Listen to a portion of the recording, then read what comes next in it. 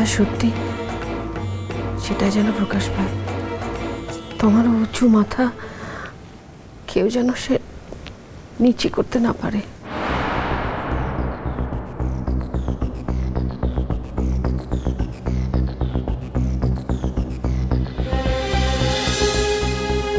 কাঁদছো কেন উর্বশী? আমার ধারণা আজই তোমার সাক্ষ্য নেওয়া হবে। উর্বশী, ধ্রুব সেন নিশ্চয়ই কিছু ভেবে এসেছেন, কিছু তথ্য, কিছু প্রমাণও নিশ্চয়ই জোগাড় করেছেন। আজ আমিও দেখতে চাই সকলের সামনে দাঁড়িয়ে সূর্য কি করে তোমাকে অস্বীকার করে।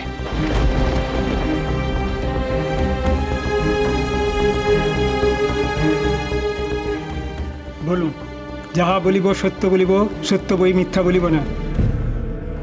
যাহা বলিব সত্য বলিব, সত্য বই মিথ্যা বলিব না। বিনায়ক, মনে হচ্ছে কোথায় যেন একটা গ্যাপ থেকে যাচ্ছে, কিন্তু গ্যাপটা যে কিসের সেটা বুঝতে পারছি না। ভেবো না চন্দন, আজই হয়তো সমস্ত গ্যাপ ফিল আপ হয়ে যাবে।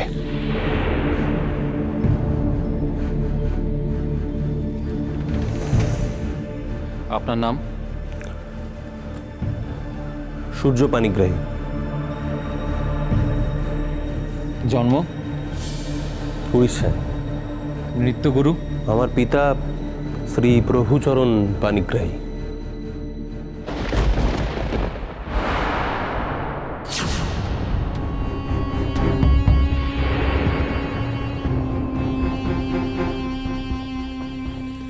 আজ সূর্যকে ডেকেছে, দেখতেই তো পাচ্ছ। আচ্ছা মিস্টার পানিগ্রাহী, আপনার পিতার তো যে সকল ছাত্রছাত্রী ছিলেন আর কি, তাদের মধ্যে অনেকেই প্রতিষ্ঠিত, আবার অনেকেই প্রতিষ্ঠিত নন। তো যে সকল ছাত্রছাত্রী প্রতিষ্ঠিত তাদের মধ্যে আপনি একজন। তো ধরুন আপনার পরে যদি কারোর নাম ধরতে হয় তাহলে কার নাম নেবেন আপনি? আমার পিতার কাছে যারা তালিম নিয়েছেন তারা তারা জীবনে অনেকেই সাফল্য লাভ করেছেন। তারা যে শুধু দেশের বিভিন্ন প্রান্তে ছড়িয়ে আছেন তা নয়, পৃথিবীর নানান জায়গায় তারা ছড়িয়ে আছেন। আর এইভাবে আগে পরে মূল্যায়ন করা আমার পক্ষে সম্ভব নয়। বিশেষ একজনের নাম বলাও সম্ভব নয়।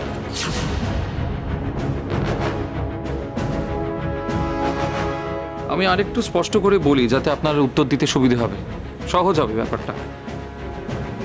সূর্য পানিগ্রাহী এবং সৃষ্টি মুখার্জি, এই দুটো নাম নৃত্যমহলে সবাই জানে। কেন? তারা প্রতিষ্ঠিত বলেই জানে তো। এই দুজনকে যে মানুষ চেনেন সেটা আমার পিতার আশীর্বাদ। আর যারা চেনেন তাদের কাছে আমার পরম কৃতজ্ঞতা।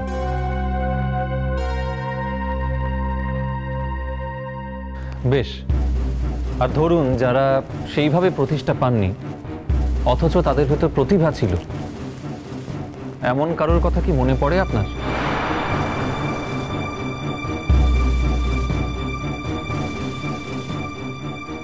দেখুন, এদের মধ্যে অনেকেই ছিলেন যারা ভবিষ্যতে কেউ আর নাচ নিয়ে এগোননি, কিন্তু আলাদা করে বিশেষ কারোর নাম মনে করা আজকে আর সম্ভব নয়।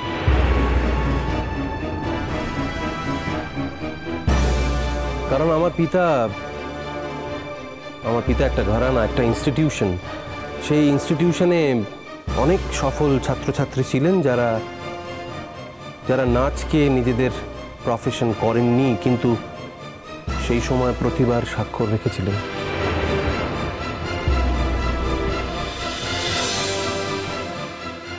আপনি যেহেতু অনেক দিন স্বেচ্ছা নির্বাসনে ছিলেন, হয়তো সেভাবে আপনার সঙ্গে কারো যোগাযোগ নেই।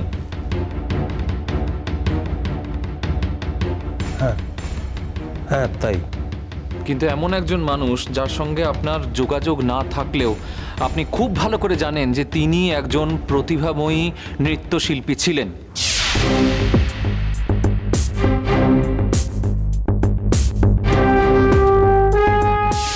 নাম বলুন।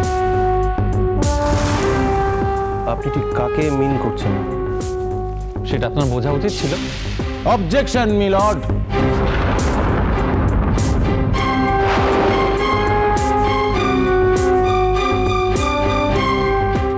উনি আমার মক্কেলকে বারবার খুঁচিয়ে জোর করে কোনো কথা বলাতে পারেন না। তাছাড়া উনি একজন সম্মানীয় ব্যক্তি, আর 5টা লোকের মতো উনি একই পদ্ধতি নিতে পারেন না ওনার ক্ষেত্রে। আমার বিপক্ষীয় বন্ধু আমার ইন্টারোগেশনের সময় যে আমাকে বারবার বিরক্ত করতে পারেন না মিলর্ড, আপনি দয়া করে এটা ওনাকে স্মরণ করিয়ে দিন।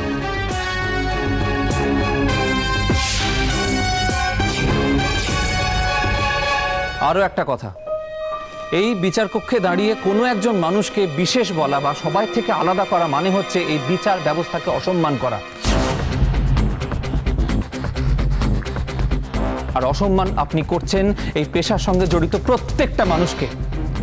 আইনের চোখে কেউ বিশেষ নয়, সবাই সমান। আপনি প্রশ্ন করুন মিস্টার মজুমদার, আপনি এভাবে ওর কাজে বাধা দিতে পারেন। Sorry sir.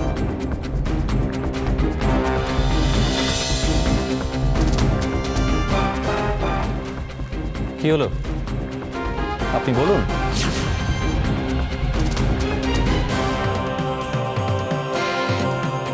আমাকে আমাকে মাফ করবেন, আমি সেরকম কাউকে মনে করতে পারছি না।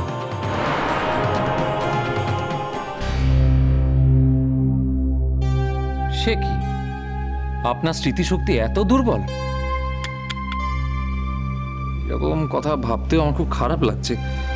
এনিওয়ে, তাহলে আমি আপনাকে মনে করিয়ে দিই, উর্বশী মুখার্জি আপনার পিতার কাছে তালিম নিয়েছিলেন না নেননি?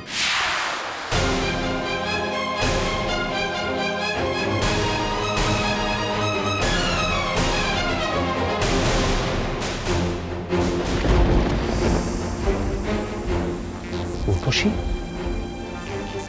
কই, এই কথা তো তুমি আমায় কখনো জানাওনি আগে।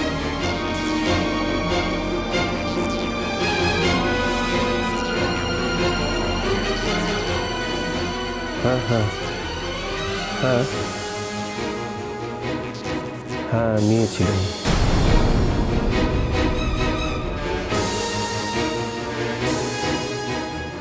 ওকে, তো আপনি তাকে কিভাবে মূল্যায়ন করেন? মানে তিনি প্রতিভাময়ী ছিলেন না ছিলেন না?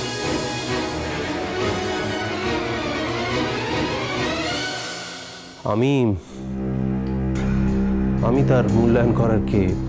আমি অতি সামান্য মানুষ। কিন্তু একসময় তো করেছিলেন।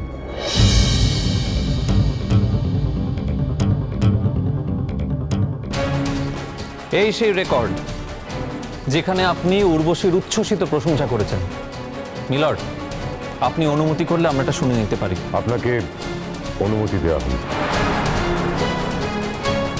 আমি সূর্য পানিগ্রাহী বলছি, উর্বশী যদি তার জীবনের বাধা কাটিয়ে নাচকে পেশা হিসেবে নিতে পারে, তাহলে সৃষ্টি মুখার্জির থেকে তার প্রতিষ্ঠা কিছু কম হবে না।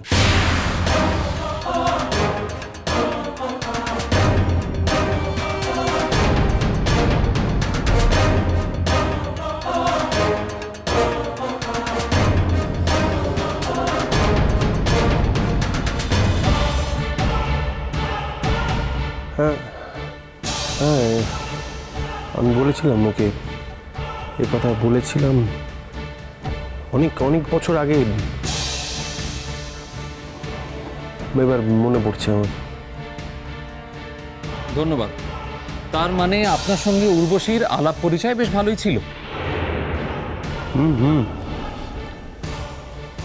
সৃষ্টির বোন হিসেবে তো ছিলই।